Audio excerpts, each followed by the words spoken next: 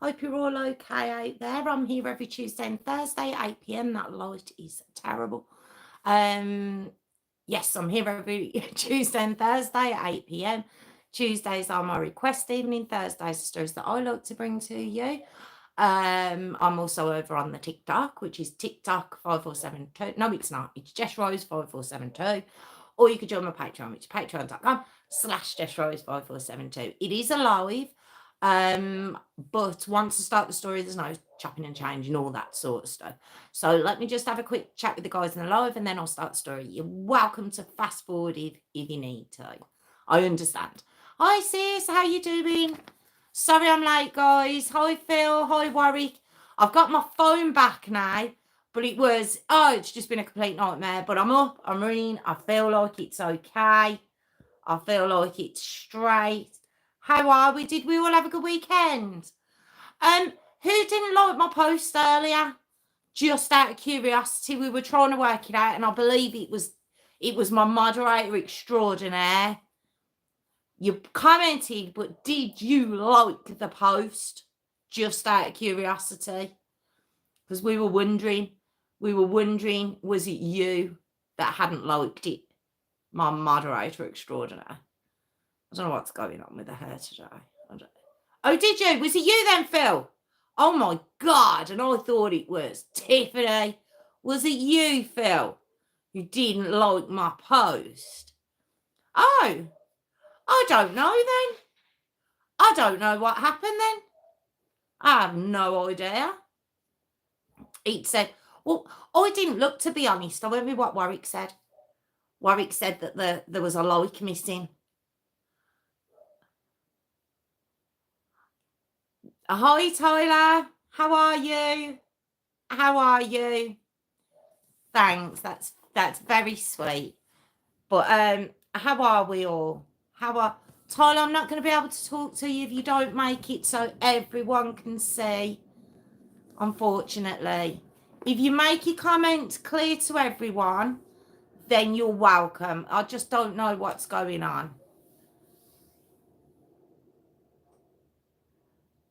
Okay. Okay, fair enough. Yes, Phil, yes. Oh my God, I don't know what's going on. I don't know then. So I don't know, Tyler, but no one else can see what you're writing except for my moderator. There's no one else can see what you're writing at all. So if you can fix that, so it's not hiding things, then you're welcome to join, honestly. Or just watch. You could just watch. That'd be great. But how is everyone's weekends? No, I haven't, and no, I won't. I don't what no, I haven't, and no, I won't. I don't know what that means. So I don't know what you're about to ask him, Phil. But no, he hasn't. No, he won't. But how was your weekend anyway? Tiffany, what did you do? Okay, fair enough. Oh, I don't know what's going on. I don't know what that's all about at all. It's the oddest thing. It really is.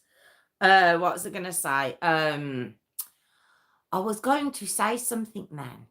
Oh, I didn't do anything at the weekend. It was pretty quiet. Lots of games of pool. I still haven't been able to get toilets. I know, Phil, that there's something going on because there's only, although my mum could see them as well the other night. So it's like it's just open to family, apparently. Yeah, the weather wasn't it? It was awful. It wasn't cold, but it really was pants. It really was. Look, what I'm going to do, because I was running late, and I think Jessica might join this evening. She did say, was it earlier or yesterday, she'll be with us. But because I'm running late and because it's a long one, well, there's a lot of notes. It might not be too long, but there's a lot of notes. I'm going to start quite quickly this evening. So I'm sorry. You were working. Oh, but you like working, Phil. So that was a good weekend for you. And Warwick, what was you doing? Drinking alcohol. I reckon it was Warwick on a side account, as we are now married. Oh, that's why. That's why it's only us that can see it. It's just really weird. When I found out Mum could see it as well, I was like, what is going on? Why is that happening? I need to know. I need to know now. But I feel bad if it's just, but anyway. But yeah, let's begin. Shall we begin? Shall I do my second intro? I don't know what's happening here. He looks Gracie on camera. Okay, where am I? I'm going to, yes, I am. I'm going to start now, guys, if that's all okay with you. Because, oh, God, it's just, wish me luck on this one. My God, it's awful. It is. They all are, aren't they? They all are. That's why we're here. That's why it's this channel. But it's just, oh, God. But, yes, I'm going to start. So, oh, do you know what I've forgotten? Look what I forgot. Look what I forgot. Can't forget. He looks wonky. There we go. Can't forget him. He has to sit there nicely. I need to move over now. There we go. Perfect. I knew there's something missing. Has Warwick got a badge? There we go. Yeah, I was thinking that. Okay, Warwick could want everyone to see. Right, okay then. Let's go. I'm going to do my second intro and I'm about to begin, guys. Okay. Good evening, everyone. Welcome back to my channel. It's True Crime with Jess Rose. I'm here every Tuesday and Thursday at 8 p.m. Tuesdays are my request evening. Thursdays are stories that I like to bring to you. I'm also over on the TikTok, which is Jess Rose 5472. Or you could join my Patreon, which is patreon.com/Jess Rose 5472. Or you could just like, you could comment, you could subscribe, or just watch. You could just watch, and that's just as good. So now that I've got all that out of the way, I'm going to start tonight's story. Quick warning, it is a child. It's horrific, as they always are. Oh, God. But yes, so now I'm going to start. So this one is, as the title says, House Full of Monsters, the upsetting Christopher Barrios Jr. story. Okay. So we have Christopher Michael Barrios Jr., born on the 2nd of January 2001 in Brunswick, Georgia. It is an American story. Christopher has had 6 brothers, 2 sisters, quite a big family. I don't believe they were all together at all. Not a lot said about them. I have got names. They're not mentioned in any of this, so I won't give their names. And yeah, I'm not too sure.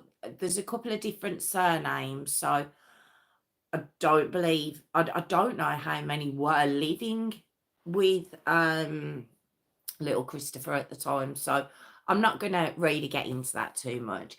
Now, his mum is Latrina Keith, his dad Mike Barrios, but I believe his dad was Christopher Michael Barrios Sr., but they call him Mike, okay, and I'm going to call him Mike for the story, all right? So Christopher himself, absolutely beautiful little boy, gorgeous little boy. And I say every time, and then I say this every time, and then I say that every time, but have a look at him. A just adorable little fella. Quite shy, it said, but quite a quiet little lad. Beautiful smile. He was, like I say, he was quite shy, quite reserved, was scared of the dark, bless him. But what he'd love to do, he loved superheroes, and he used to put a towel over his shoulders and run round with this towel flailing behind him like he was his own. He was the superhero. He loved computer games. I believe it was Ben 10 was his favourite. And and Spider-Man was his favourite superhero as well. Okay, so just a little bit about Christopher himself. He loved cats. He said, absolutely loved cats. Not too fond of dogs. I think he was quite scared of bigger dogs. But he loved cats, and he had a pet stray cat who he'd nicknamed, or well, not nicknamed, he called him Jimmy. So just such a sweet little boy. Really, really sweet little boy. He loved his family. He loved his little friends that he had at school. He was just adorable. Loved his little bike. He used to grind on his little bike. So cute. Now, we're coming up to March 2007, and at this point, Christopher's 6, okay, at this point of the story. Now, Latrina herself, his mom, she was in jail at that point. So Christopher was actually living with his dad and the dad's girlfriend. I believe her name's Paula. Now I've only seen that on one source, and it was only on a picture on some sort of writing. So I believe that's the girlfriend's name, but I'll say allegedly. Okay, but I believe it was. I don't see why that would have been written otherwise. But so he moves in with his dad and his dad's girlfriend in Brunswick. Now Brunswick itself is a safe town, apparently very safe, small, close knit community. Everyone knows everyone. Kids go out and play from quite a young age. You know, it's one of those places, it would seem, from what I've heard about it, that you'd be quite happy to let your kids go out and play, and you know, have a chat to your neighbours and know what so and so's doing, you know, down the road. It was one of those places. It looks very pretty. It looks very nice. Now they were living at Canal Mobile Home Park on Horseshoe Lane. Okay, so it is a like it says, trailer park or mobile home park. And that's where Christopher's living with his dad and the dad's girlfriend. Also, less than a minute away, on the same road in the same mobile park, his nan and granddad live. Okay, now the nan and granddad is Sue and Luis Rodriguez. I never pronounced that right. It's terrible. Now I have read somewhere else that the granddad's name was Jose, but I've found on 2 other sources that his name was Luis. So I'm going with Luis, okay? There was also an uncle of Christopher's who lived on that mobile home park, his uncle Frank. So he had a lot of family around him. This boy was very loved. And what he'd do, he was a creature of habit. Little Christopher was. He liked structure. He liked order to his day. So he'd come home from school. Apparently, he'd get on the bus to come home from school. You know those school buses they have in America. We don't tend to have them as much here. And it would drop him off just at the end of Horseshoe Lane, apparently. And he would head straight to his nan's, which is obviously Sue, as I mentioned. And he'd go there for dinner after school. Then he'd go out to play, and then he'd go home, always before dark. Now, when I say go home, these houses, as I've mentioned, were only a minute apart. So, you know, the neighbours all knew him. It was, you know, there was a little swing set, literally 2 seconds from his house. It was, so I know he's only 6, and you might be like, why is he out playing at 6? But don't forget, this isn't the same as the big cities, whether that be in England or America. It's not like the big built up cities where you probably wouldn't let your child out, especially at 6, to play on their own. You know, this is a very safe little town, and there'll be lots of kids out. So, you know, this was his habit. This is what he used to do. All right.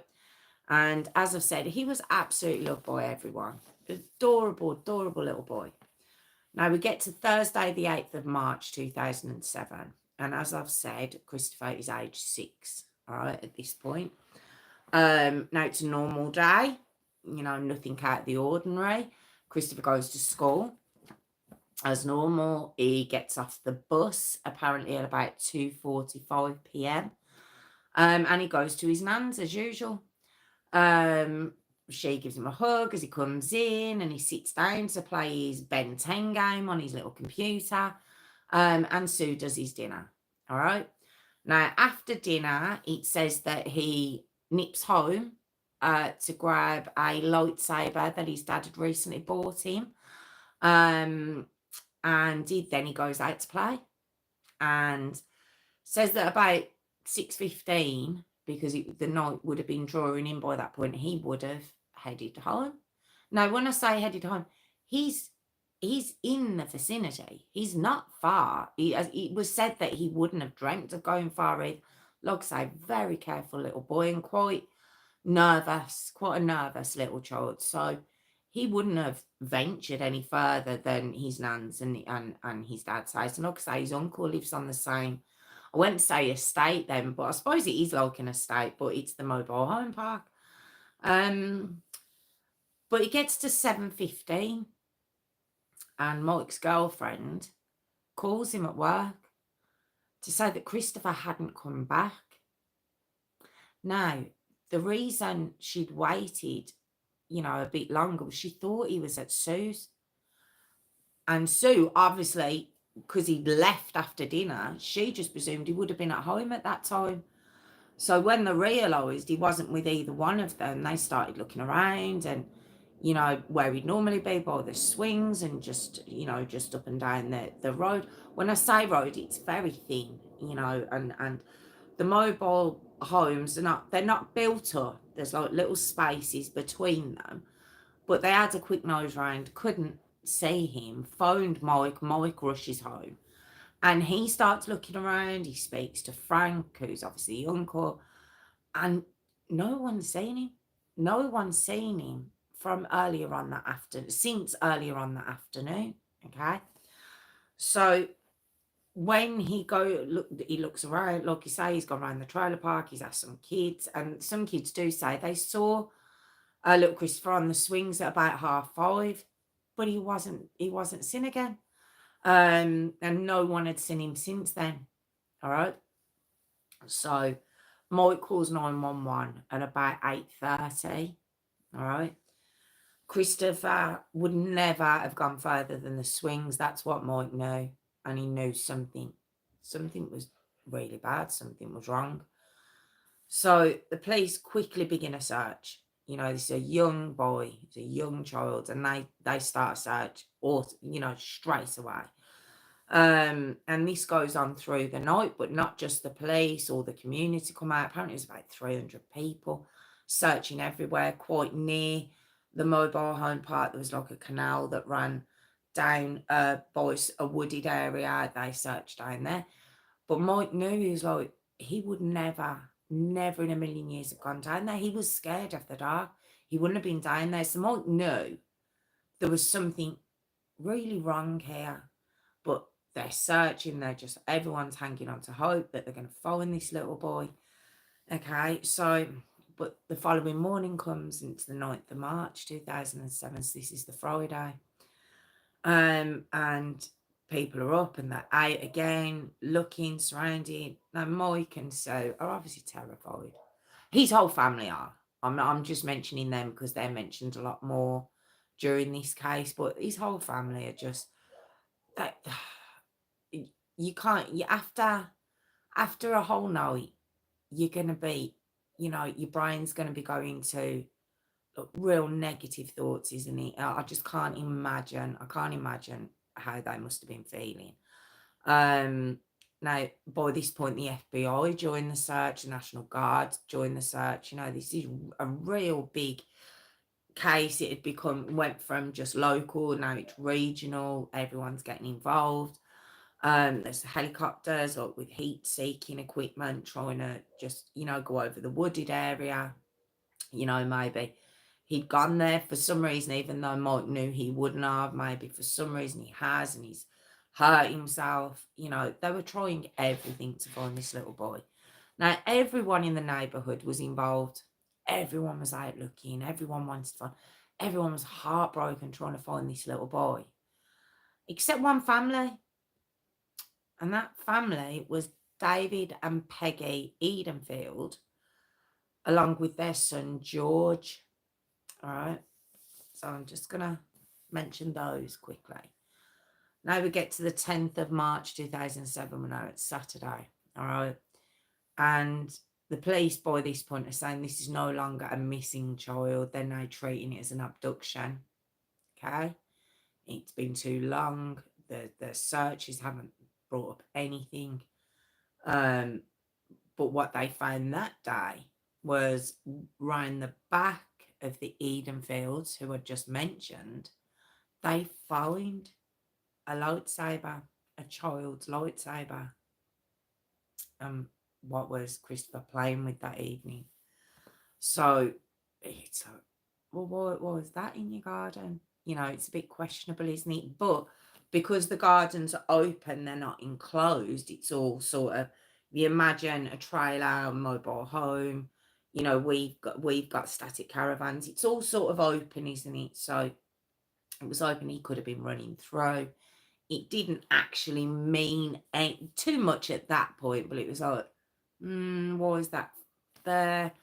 And the reason the police were more inclined to be a bit suspicious of this is the police knew. They knew the family very well, the Edenfields, who were actually keeping their heads down at this point, okay? Now, David Edenfield, who is dad, all right, he's an older guy, and at this point, I believe he'd have been about 57, okay? He'd actually been charged back in 1994 for incest with his daughter. Okay. He'd actually pled guilty and received 10 years probation.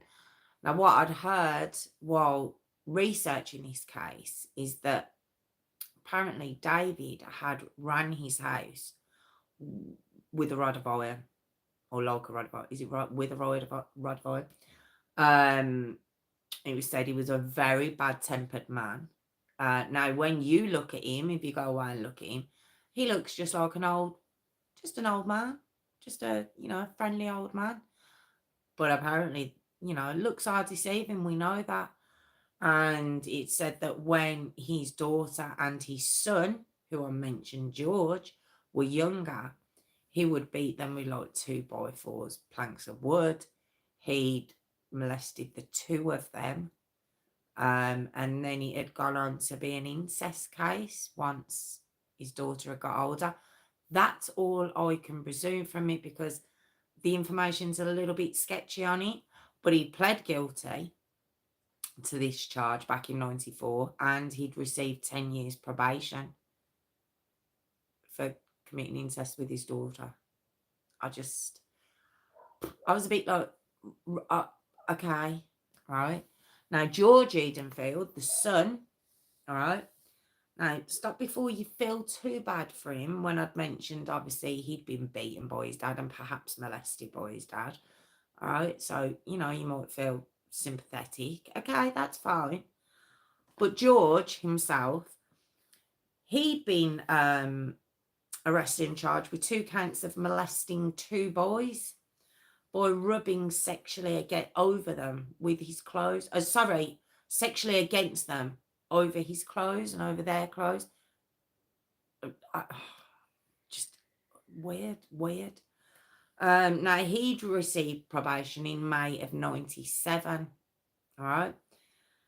But in September 06, he had violated his probation. He was living with David and Peggy, mum and dad. And the probation that he was on had meant that he couldn't be within, I believe it's 300 meters, which is 1,000 feet of schools and parks and places where children will be. That was his probation, and he violated that where he was living. So the whole family had to move. And in around September, October of 06, okay, they'd all moved to the oh goodness me, let me remember the name of it, Canal Mobile Home Park. which is where Mike and his girlfriend and his son Christopher are living. All right. They all moved there, and you might be like, there's a lot of kids there. The loophole was the original probation grounds, or rules, should I say, were not to be by schools and parks, but originally on there was bus stops. Okay. And a law came in earlier on in the 2006 that they couldn't include bus stops in it. It was going against your civil rights, I believe, or going against his civil rights. So they took buses off that list. And what's by this mobile park? The bus stop, okay, where the school bus drops kids on the mobile home park where there are a lot of children. It was very sketchy how we got away with being there. It really is. Okay. So they'd moved onto that mobile home park. Like I say, it was about 6 months previous. Now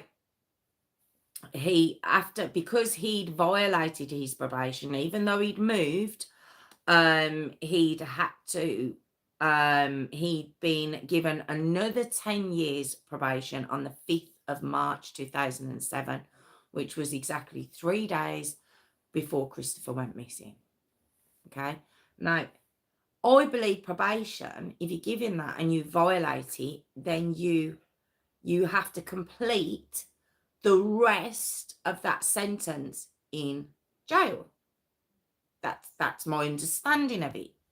Why was that probation extended?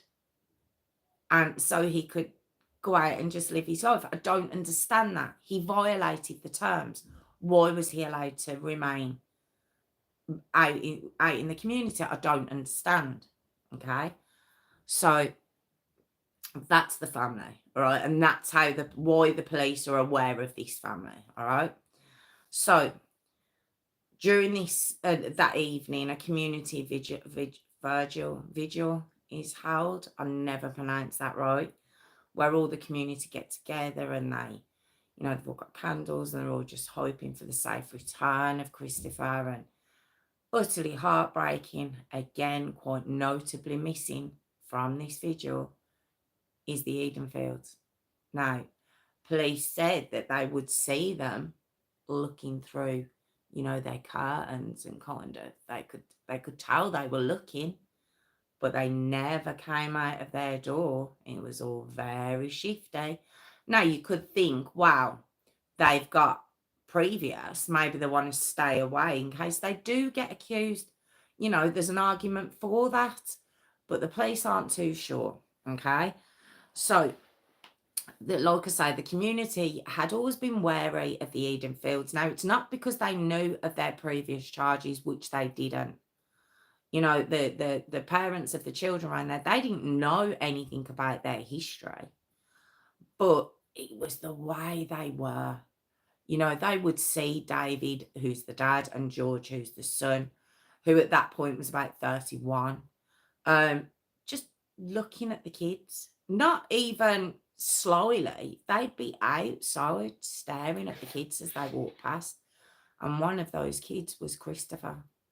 Okay.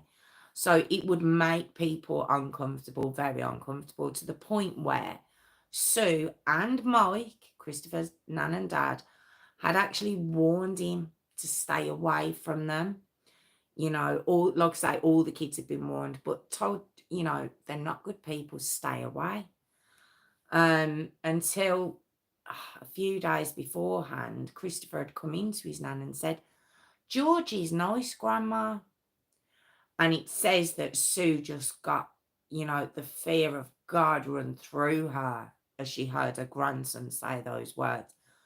And she was like, what are you talking about? And she was like, "He's nice. He plays computer games too." And Sue warns him again. She's mortified, and she warns him again, "You stay away from that family and you stay away from that man. They're not nice people." He's 6 years old. How much can you tell a 6-year-old, especially when you're not aware of their history either. You're just basing it on a feeling, and your grandson's coming to you and going, no, actually, they're really nice. And you're having to warn against it, but purely based on your own feeling of them. It must have been, it just must have been quite awkward, really, to try and have that conversation with him, but not be able to explain why. It's just a feeling you've got, but everyone had that feeling. They all thought they were weird. Okay. So now a witness had come forward by this point to say she had seen Christopher outside on that evening talking to George. Okay. And on the day he'd been missing, on the day he'd gone missing.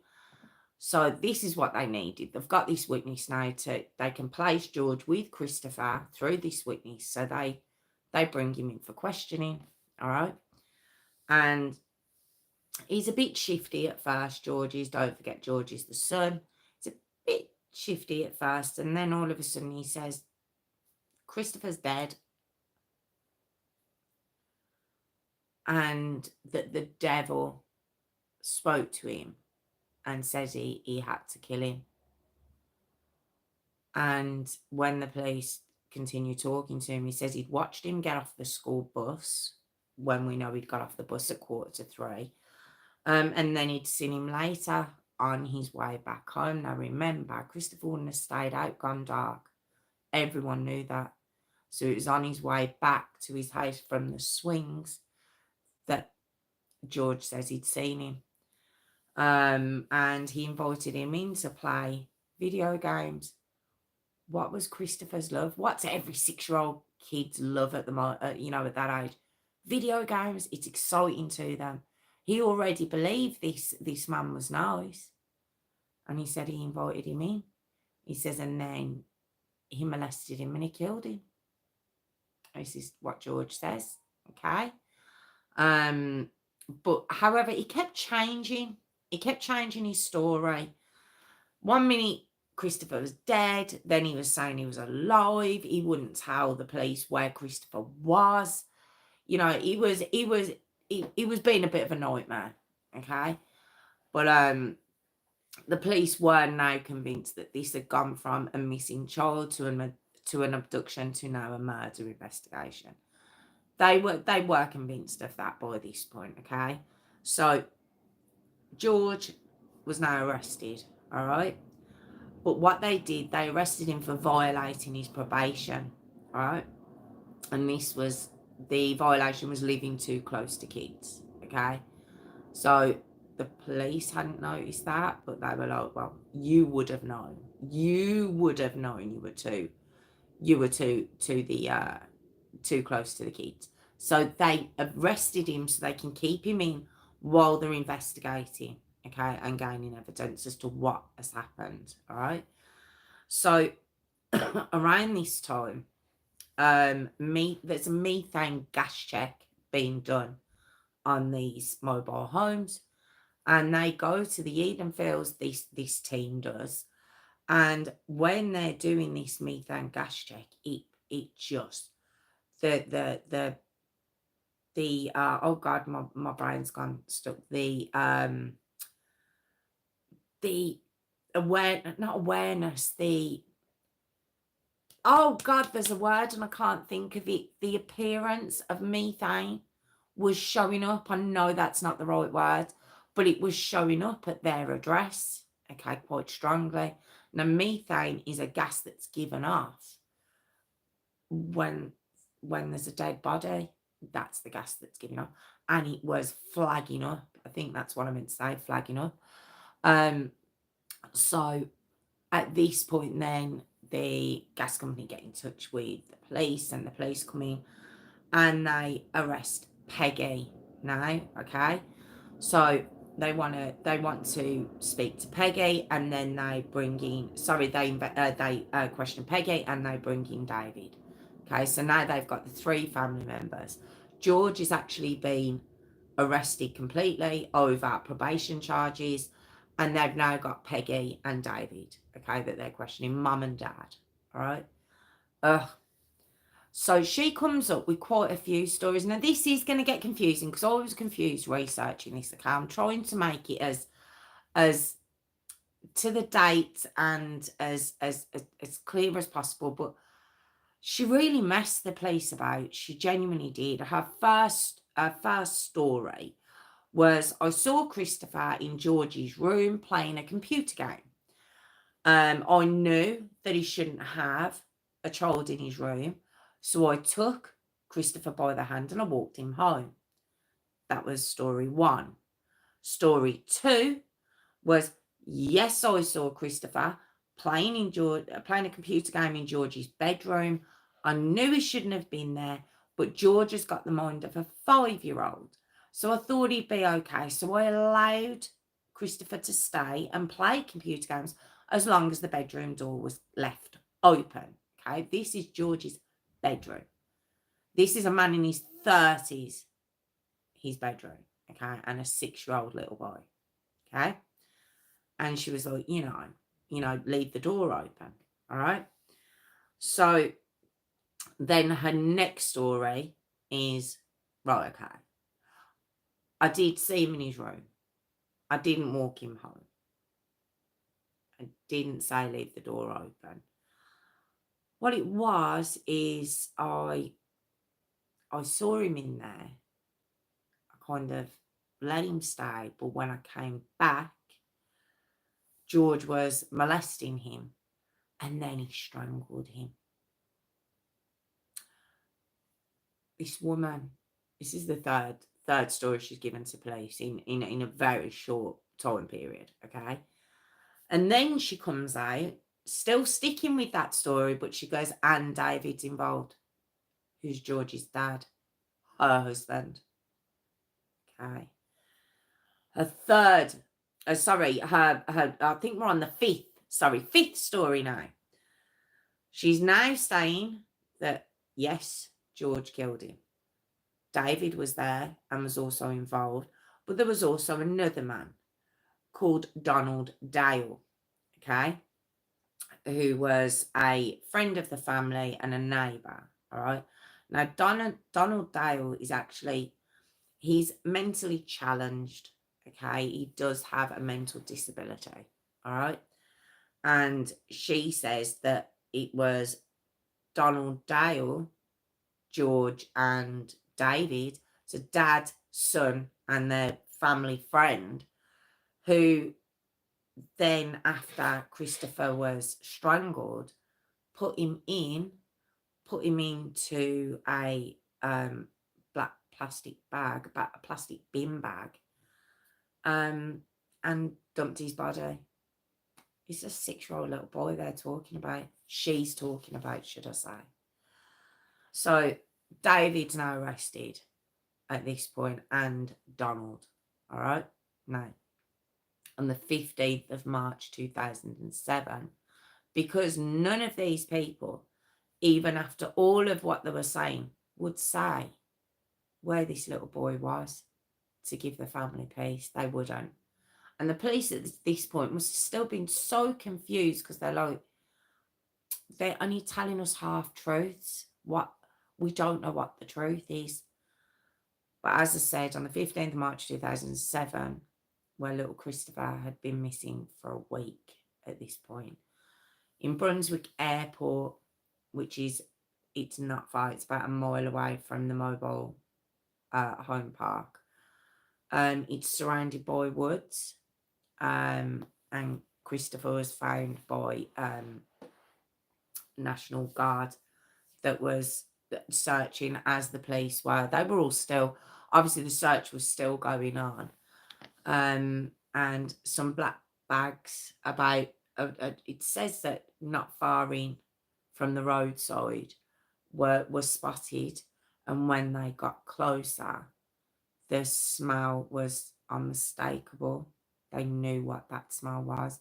And it said that when you smell the smell of decomposition of a body once, you never forget it. That's what I've heard. So when they got closer to these black bin bags and the smell hit them, they knew what that was. And when they opened the bag, it revealed the naked body of little Christopher. Just absolutely awful. Now, it had been a week, and by this point, he was decomposed. He was. And Mike, his dad, had to go. He didn't have to go, he wanted to. He wanted to go and see his son one more time. And he would have ID'd his body. Okay?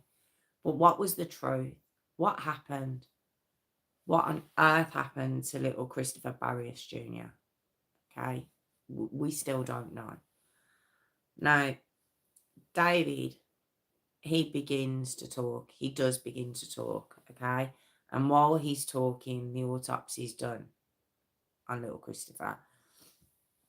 And it is similar to what they described, what George had said and what Peggy had said, okay?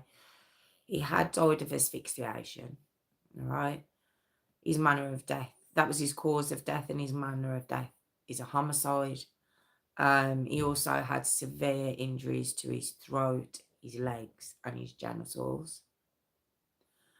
There was bite marks on his back. It's also said on his behind and his genitals, human adult bite marks. Just absolutely horrific. On the 21st of March 2007, his little funeral's held. You know, the funeral is just, it was just covered with flowers and Spider-Man figures and toys for him. His little bike was the bike that he loved, was put next to his coffin. He had a fire department honour guard that showed up as well. There was over like 800 people there for this little boy. You know, the family were devastated. Said the granddad, Luis, that I mentioned earlier, was sat there, apparently in silence, walking stick on his lap, just head down, crying. Mike, Latrina. So they were all just devastated, absolutely devastated. Just couldn't believe that this had happened in such a safe place. He should have been safe. Just absolutely awful. So now we've got four people that have been arrested, you know, for the murder of this little boy. And as I've mentioned, it was, if I tell you their names again, it is David and Peggy Edenfield, their son George, and their friend Donald Dale. I believe his name is Donald Dale. Have I said that right? Yes, Donald Dale. Okay, so now we get to. Sorry. Oh, it's just awful, isn't it? It's just absolutely horrific that this little boy was just out playing. Where he lived, he hadn't gone off, he hadn't gone to a park somewhere. He was literally a stone's throw from not only his house, his nan's house. Absolutely awful, okay? So they're all charged, and then the trials begin to go ahead, okay? So Dale himself, Donald Dale, should I say, he agreed to plead guilty to just providing false statements, this guy did, because he was actually developmentally delayed. Now, was this why he was friends with George, who I've mentioned? They're also saying, you know, his mum says he's got the you know, the brain of a 5-year-old. You know, is this why they were friends? I don't know. But he was actually, he said he would plead guilty to providing false statements because he had an alibi. His boss said he was with him. He was with him the entire day. He hadn't done anything. They just roped him in. Okay. Now he'd been in October 2007. He'd actually been in jail by this point for about 14 months, 13 months. So the judge gave him another 3 months and then gave him 3 years suspended sentence. And he had to go to a facility for people with developmental delays. It said that he was manipulated by the Edenfields. This guy really, he helped bring Christopher's body to the airport and the woods where he was found. But it was said he wouldn't have understood. That's what they've said. Okay, now I don't know. That was what was agreed, and that's his terms he was given. That was his sentence he was given, and that's what's said. Okay, so then we get to David. Okay, David Edenfield, Daddy, and at this point, Daddy's 61, and he looks every year of it in that trial. If you saw him and you didn't know, you would honestly just think he looked like a friendly old man. You really would. You wouldn't really bat an eyelid. Okay? You wouldn't. All right? So David himself, he'd actually confessed. David had. He'd actually confessed to what he'd done. All right? But which was recorded. Now, Peggy, Mum, I am going to explain all this now. I just want to tie it all up. Peggy, Mummy dearest, she was like, she knew she was going to get also. They're going for death on this. They're going for the death sentence for all 3 family members, Mummy, Daddy, and son. They're going for death sentence on all of them. All right. So Peggy's like, well, listen, if you don't do that, I'll plead guilty, and I'll testify. I'll testify against my husband and my son. So she just folded straight away. She did. She was like, look, that's what I'll do. So at David's trial, that's what she did. It's exactly what Peggy did. Okay, and this is what happened to little Christopher. Yeah. And this is what David had told the police too. All right. So George had invited little Christopher in to play on computer games. That had happened. All right. And apparently Peggy had seen little Christopher in the room with George. But there wasn't a concern. There wasn't like, oh my God, my son's got previous. Get this child out of the house.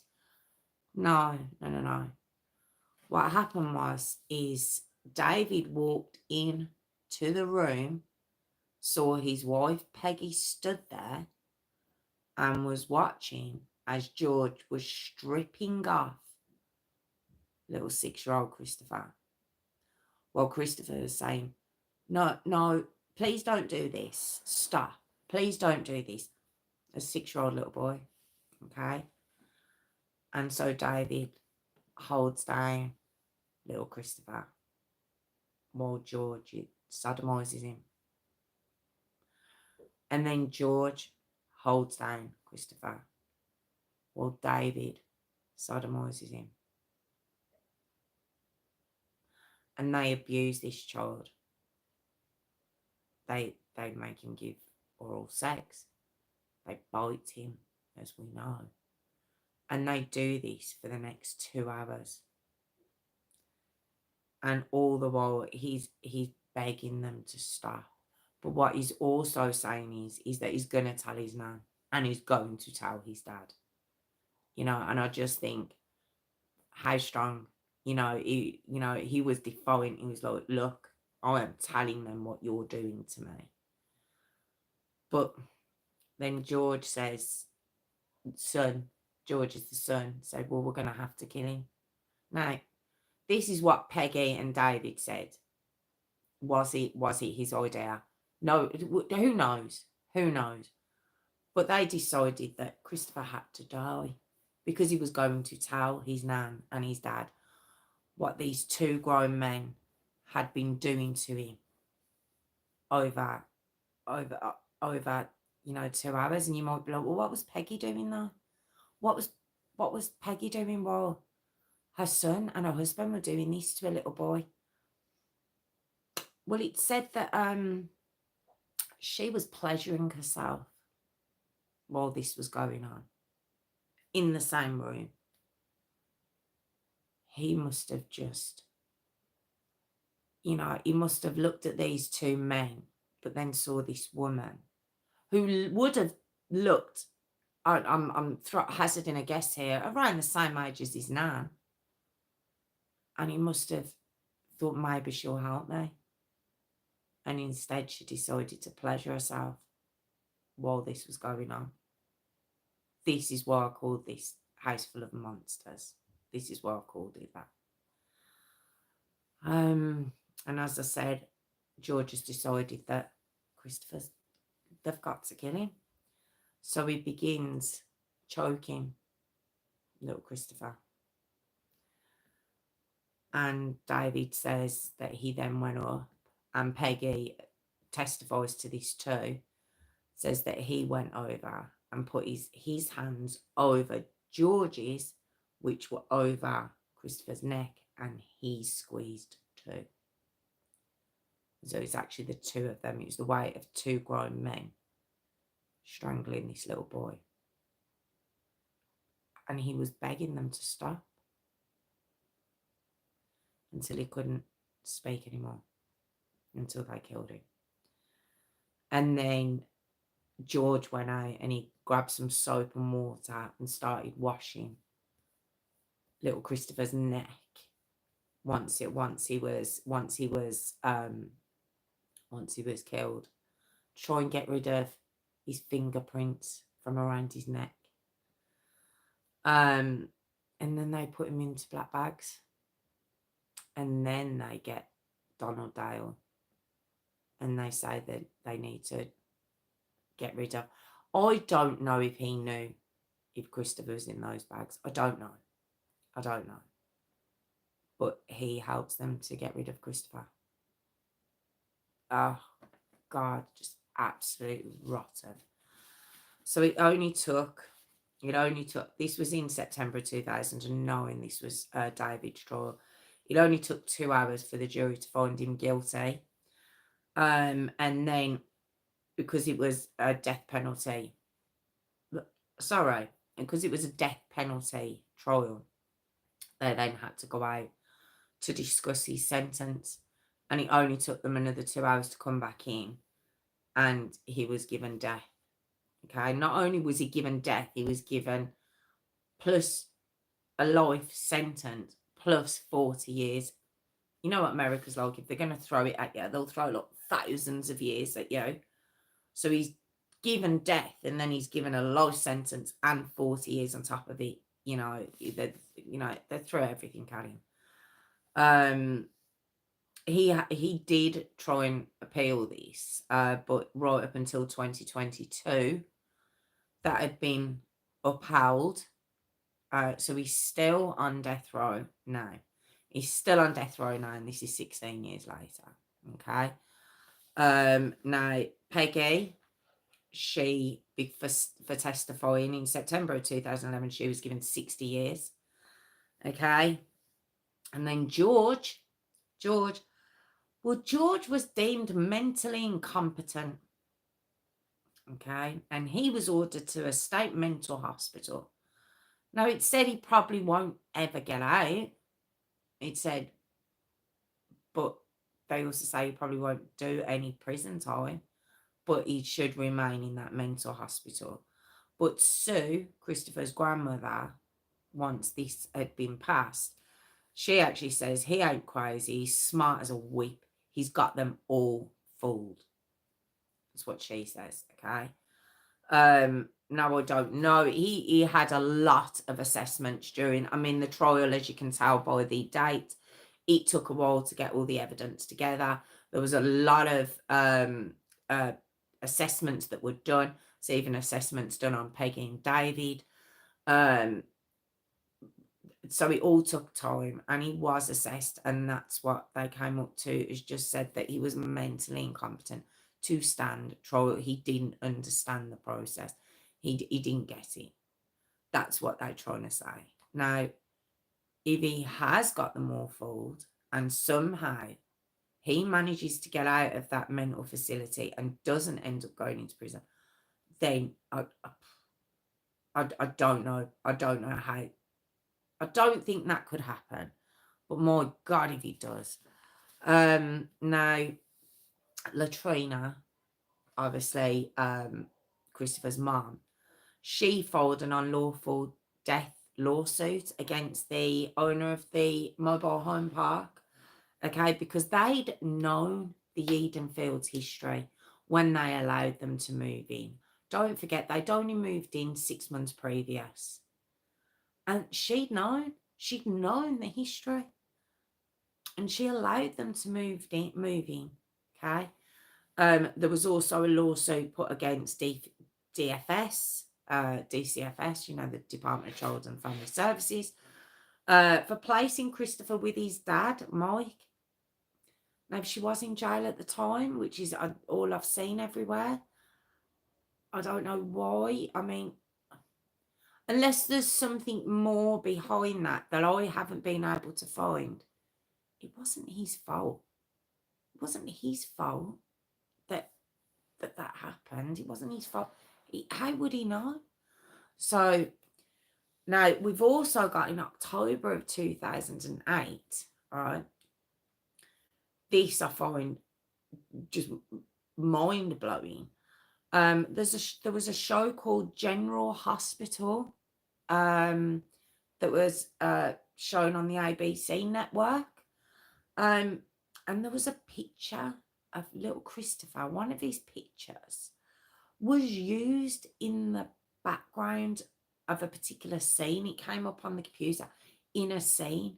Now, it wasn't based on what had happened to Christopher or anything about Christopher.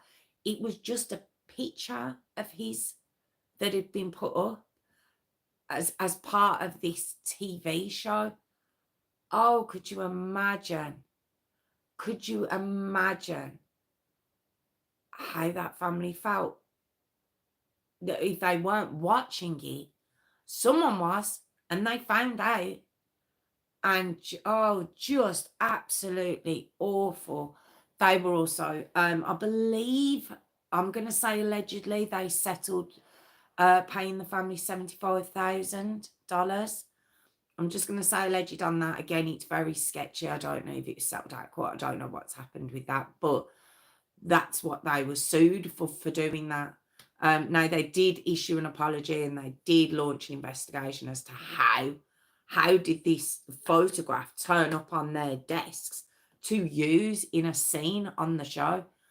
But it says that they went ahead and sued them for it. Now, Mike himself, he's actually says that him and his mum, Sue, will be present at David's execution, whenever that may be. He says, as long as I'm alive, I will be there. The only thing he was disappointed in is that all three weren't put on death row. That's the only thing he said he would have wanted. You know, when the deal was done with Peggy to testify against her son, which she didn't end up having to do, and her husband, he didn't agree with that at all. You know, he said Christopher wouldn't have wanted him, you know, dealing with these people, you know, making a deal with these people. But I don't know. I mean, David did confess, and his confession was very similar to what Peggy had said. But maybe they just didn't think that was enough. Maybe he could recant it. Maybe the defence would have fought against it. Maybe they needed her for both of them. I don't know. They made the deal, but 60 years, she's never getting out alive. I mean, she looks a fair age as it is. She was the only one I couldn't quite find an age on. But if David's 61, she's not far behind, right? And obviously that was back in 2009. So David now will be, what, 77? 77? So you know, I'm presuming he's going to die before he actually gets sentenced to death, unfortunately.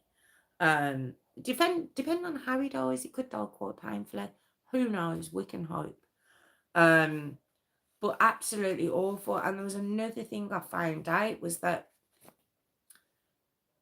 after they'd killed little Christopher, murdered him, after they put him through 2 hours of I would class torture, it was said that, I think David said it and Peggy said it, they said while he was lying there, they all got very excited while he was lying there dead.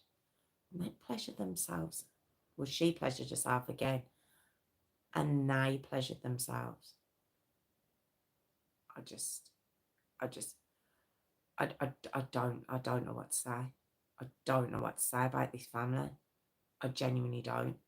And like I say, little Christopher, upon looking at them, he was 6 years old. He would never have, you know, everyone in his life were people who loved him. He would never have known that there was people like this walking the earth. And how would you even convey that to a 6-year-old anyway? Like I say, he'd been told by his nan and his dad to stay away from them, but he wouldn't have known why.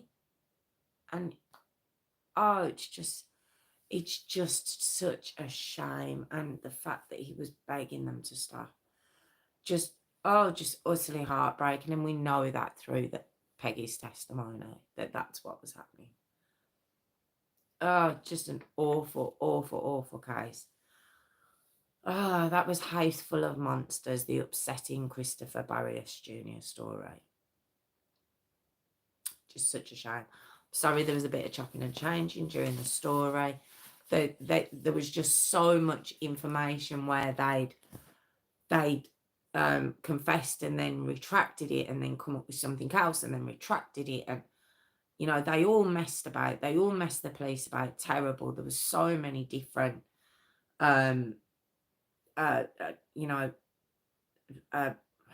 scenarios that they'd come up with. So it was a bit of chopping and changing. I do apologise for that. But yeah, just an awful, awful story. Thank you so much for joining me. I really do appreciate it. I genuinely do. Like I say, I'm here every Tuesday and Thursday at 8 p.m. if you'd like to join me. Or if you'd like to subscribe, that'd be great. But other than that, thank you so much. Thank you so much for joining me. I really do appreciate it. And I'll see you on Thursday. Thank you again. Take care. Thank you. How are we all? That was a really hard one, that was. That was really hard. Oh, thank you, sis. Thank you. Thank you. What's that? Oh, yeah. Just horrible. I really struggled with that one because it was just so... They messed about. Terrible as well. I know. Are you on about why is it always kids it happens to, or is why am I taught? Why is the stories... It's not intentionally. It's just that's how many are coming up constantly. It's awful. It's awful. I've said it a few times. It's like, I'll be happy to never have to do these again. Ever. How are you anyway, Natalie? Are you okay? It's just so sad. It's just so sad. I just don't get it. Right, okay, yeah, isn't it? It's so sad. It is. Oh, thanks, Rory. Yes, they are. Yes, they are. It was this big before I started, and it was like, it's starting to freeze out again now. That's why I've been pulling it down with all, like, within an inch of its life. It doesn't last long. It's too humid. If you've ever watched Friends, I have that sort of hair. The humidity, it doesn't get on with the humidity, and it just goes. It's not a good look. It's not a good look at all. But yeah. Sorry, Natalie. I was going to ask, how are you? I don't think we saw you last week, or did we? Do you know, each week goes so quickly. It goes so, so quickly. But I heard about another one called Ethan who was killed by his grandparents. Oh, okay. He really is, Tiffany. He really is. Doesn't like it curly at all. How do you like it, Warwick? Because I seem to get a lot of stick over my hair. I'll probably come across that one though, Natalie, no doubt. Because for some reason, my algorithm, it's just like, here you go. Here's some more information. It's like, I can't. It's just, it's so upsetting. It's heartbreaking. It really is. Has Jessica come in this evening? Has Jessica come in? Oh, thank you, Phil. Thank you. I'm sorry. I do try to keep it as what's the word? I try to recap as much as possible without sounding like I'm repeating myself over and over again. Just because when I was sourcing this, cascading down like this, is this cascading down? When I was sourcing this, it was so confusing. It really was. And I've tried to do my notes, so I'm trying not to, for it not to be confusing when I'm telling it, but I kept slipping up. Let's look at, what was that? Let me say. Yeah, but Phil couldn't say no, she hasn't. Stop it. Oh, she said she would. She said she'd be in tonight, or I wouldn't have mentioned it. But I think she commented. I put one up yesterday, and I'm sure she commented on that. And I think she said, "I'll see you Tuesday." So yeah, she's got sidetracked again, hasn't she? It's these young ones, you know. Bless her. Oh, bless her. But anyway, Natalie, you haven't told us how you are. How was your weekend? If he's still there. Is Jilly still there as well? I saw Jilly come in. How we doing, Jilly? Did you have a good weekend? I don't know about you guys. It's absolutely pouring outside. I can hear it. I don't know if you can hear it. Oh, good. Oh, that's good, Natalie. How's the daughter? Sorry, Phil, you walked into that. Use your cane next time. Oh, have they been giving you stick, Phil? Is that what's going on? Oh, they're so mean. Looks like my Adam's apple's got a hole. Look. My Adam's apple's got a hole. Looks like I've got two. That's a bit odd, isn't it? She's my niece. Oh, is he? I thought you've got said she had a date with a bloke called Ronald. McDonald. Nearly caught me out. Natalie, isn't it your daughter? You've got a daughter. Have I made that up? Have I made that up that you've got? I'm sure you've got a, you have. You've got a 12-year-old, haven't you? You don't have an animal. I do. There it is. There it is. But that kind of, but it looks like it's got, maybe I pressed into it there. I don't know what's happened there. What's going on? And you say, now I'm really pressing into it now. It's really standing out now. Oh, okay. Why? All right, I'll stop. But it's really noticeable now. Oh, is it you causing the trouble, Phil? All right, then. All right, I'll let her off. She's my stepbrother's daughter. Oh, I'm sorry, Natalie. For some reason, I thought she was your daughter. I'm ever so sorry. I genuinely thought it was yours. It was yours. She was yours. Sorry. She's 12. Is that the girl? She's 12-ish. See, I do pay attention. I just get confused now and again.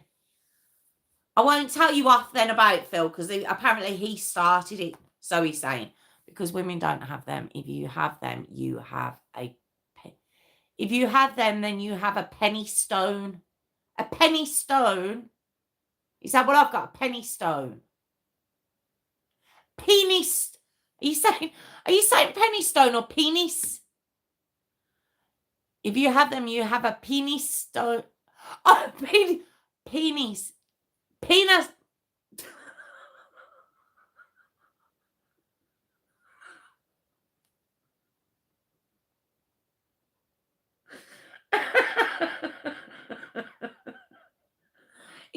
you were saying?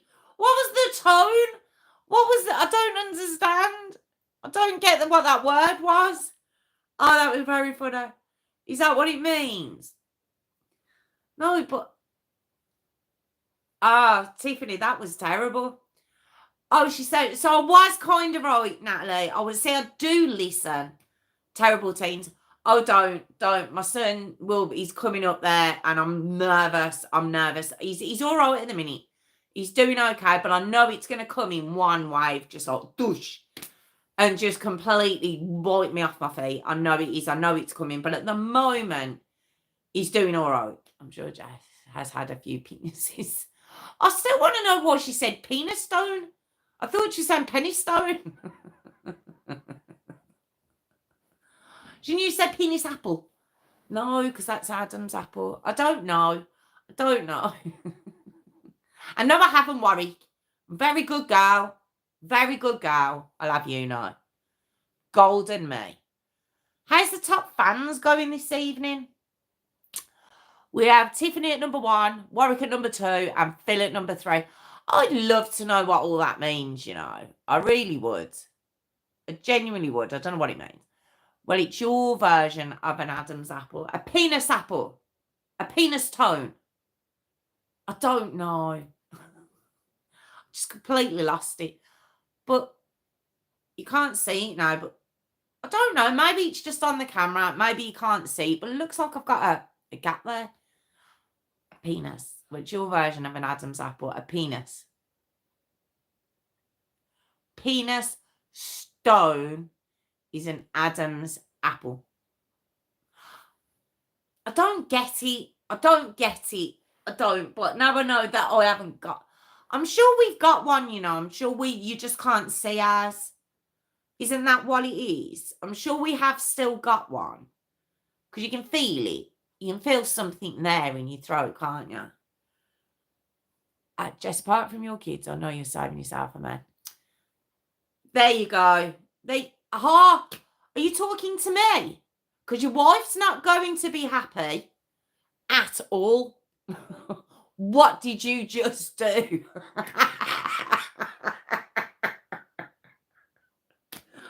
What did you just do, Warwick? Oh, God, I'm waiting. It's coming. Duck. Just give me a second. I swear we find you outside the toilet in a hospital.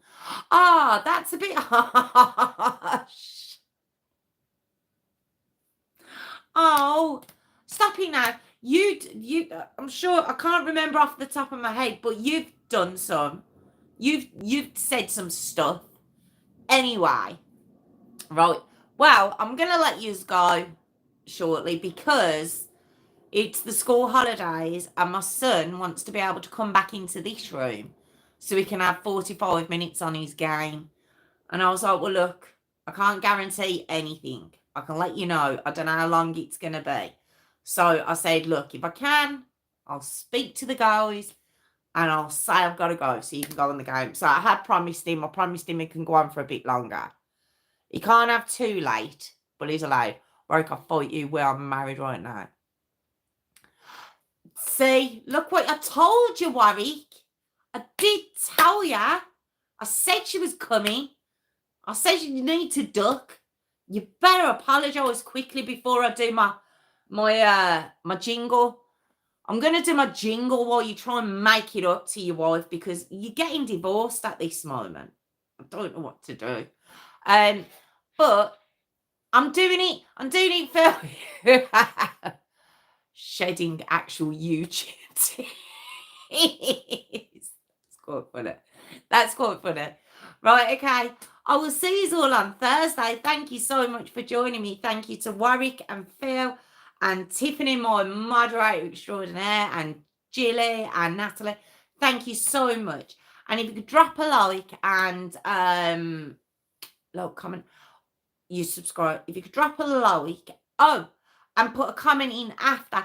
Jilly and Natalie, you never do it. If you are still listening, can you put a comment in after? Because it apparently it really helps. If you could do that, I'd really appreciate it. Or you could just, look, comment, subscribe, guys. Look, sweating. Look, comment, subscribe, guys. I'd really appreciate it. Look, comment, subscribe. Warwick, where are you? Wifey, you always had my mind, but just, oh. Yeah, Warwick, do you know what? I'm so sorry, but I feel like you're going to pay for that. You're going to pay for that. I don't know how. I'm not sure how yet, because Tiffany, she what's the word when you marinate? She marinates on her get back. But I'm sure by Thursday you'll find out what you just did. So I'm gonna leave it at that. But thank you so much. I really appreciate it. Thank yous. And I will, yes, I will see you all on Thursday. Have a lovely couple of days, guys. That's okay. I'm YouTube fit. I'll find a new net hubby. You're real life fit as well. You're real life fit. But yeah, have a lovely couple of days, guys, and I will see you all on Thursday. Take care. Bye. Love you all. Bye. I'm trying not to get my finger in the way. Then you see my, oh, I do it this way. I do it this way. I need to put the camera the other way around. Look, finger. Bye, guys.